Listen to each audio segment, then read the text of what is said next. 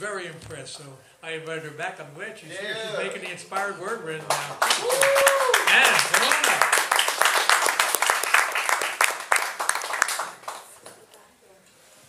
Oh, nice. I like a mic that goes down when you ask it. Wah, wah. That's who I am. So listen, Dwayne, I see you're nigger, and I raise you a cunt. Woo! Okay. What game are we playing? Too steep for me. But when you say it with love. Oh, okay. So,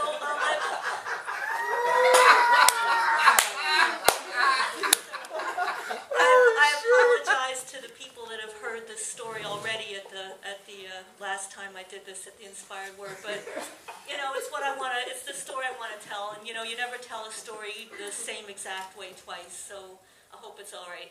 Anyway, I call this story Sodom, or the Quintessence of Debauchery, or how a natural comedian ended up in a silent job.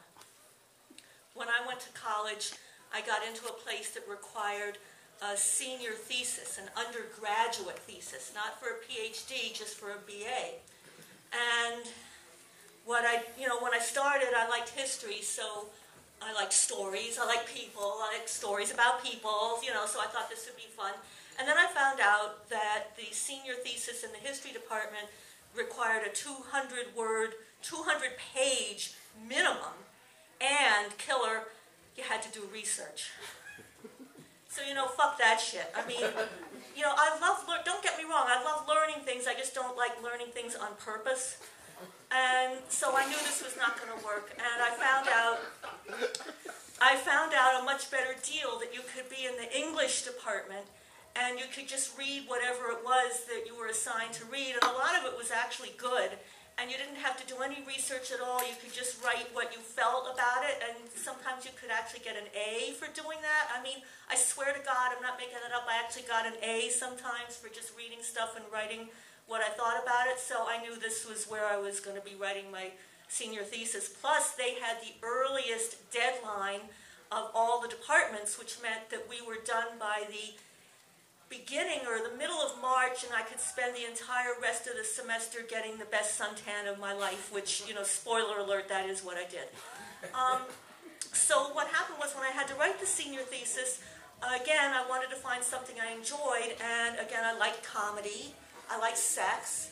I thought comedy about sex would be pretty ideal, and I found restoration comedy, which, as many of you probably know, was what came in after Shakespeare, after they'd had a civil war and the Puritans had taken over, and that now they were all back and ready to party, and this was the first time they let women go on the stage.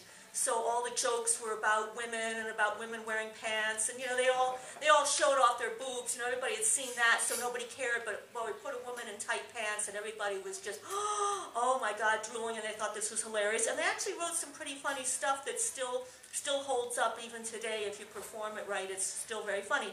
So I was writing my senior thesis about this, and I'm writing along, and as I'm writing, I discover a restoration poet who's still sort of notorious, named John Wilmot, 2nd Earl of Rochester, and he has also been called or at least England's first pornographer.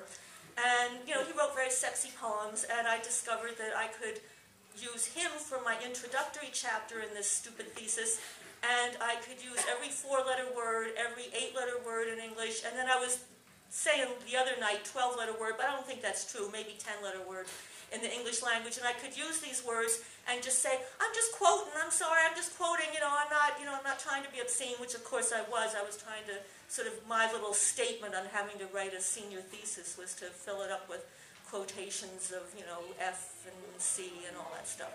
And so I'm reading along, and the kind of stuff he writes is, here's an example, the syntax is very tortured, but the sentiment is really right on. And he wrote to his girlfriend, nor shall our love fits, Chloris, be forgot, when each the well-looked link boy strove to enjoy, and the best kiss was the deciding lot, whether he fucked you or I, the boy.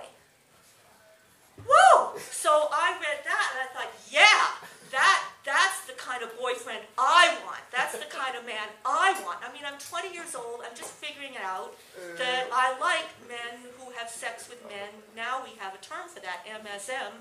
You know, they're going to open their TV news show, MSNBC. I'll be looking at that. But, you know, back then I was just figuring this out, that this is what I liked. And so I knew I wanted to read more of Rochester's poetry. And I found that he had written a play called Sodom, or the Quintessence of Debauchery.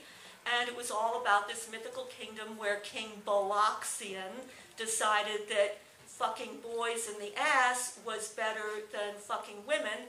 And they had character names like Prince Prickett and ladies-in-waiting named Conticula and Fuckadilla. And I had a good time thinking about, well, which one would I want? Who do I see myself as? You know, it's like when you go to a job interview and they ask you, well, where do you see yourself in 10 years? And I'm thinking, well, Conticula is who I am now, but in 10 years I'll probably be Fuckadilla. Anyway, so the upshot is I wrote this thesis. Lord Rochester, his nose fell off from syphilis and he died at age 33 of alcoholism. And I got an A- on my thesis. And now I work in a library where all I do is sit in front of a computer and don't talk, because I had seen his play in the library and thought that this was the kind of thing you might do as a librarian. And I was wrong.